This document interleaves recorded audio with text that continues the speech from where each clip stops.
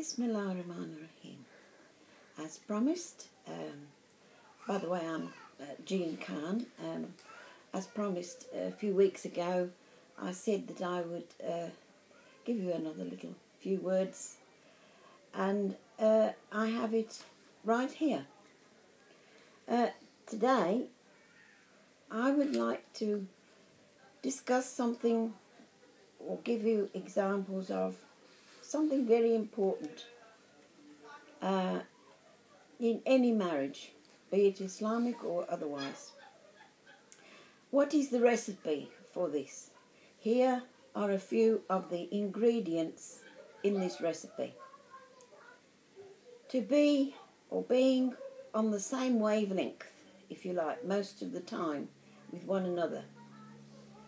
That is sort of, that you get along well and have a lot in common.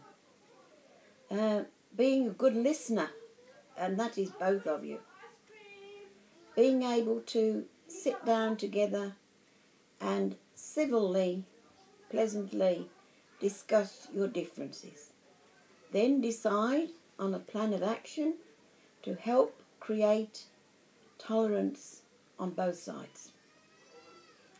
If possible, make some kind of truce, peace, before going to sleep on that night, not the next night.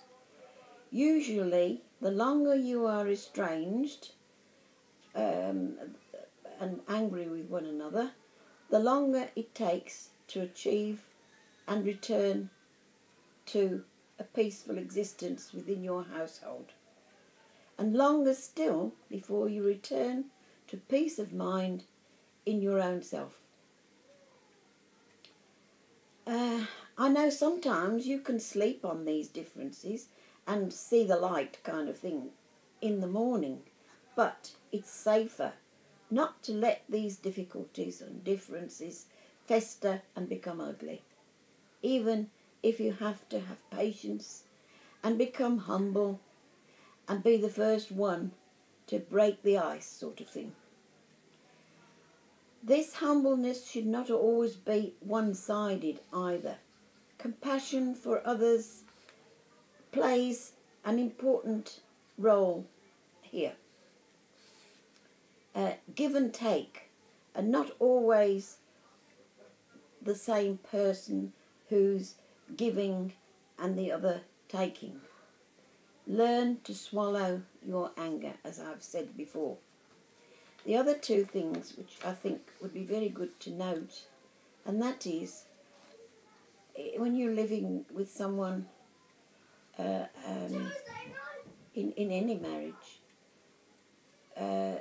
you know, there are things which you may not like about the other person, but at the same time, you may not like those things about the other person, but there's a chance that they too don't like something about you. So this is where your tolerance and your patience comes in to the situation. That's just another little addition. So to end this few minutes, which I'd like to give you today, is one of my poems from my collection of Islamic and other poems. And I entitled this poem, Differences. Friendship is a gift which God, Allah, sends, a wonderful chance to make amends for any differences between us. You never know where it may lead us, can perhaps be settled in this way, no matter what the others may say. And with that, I will say,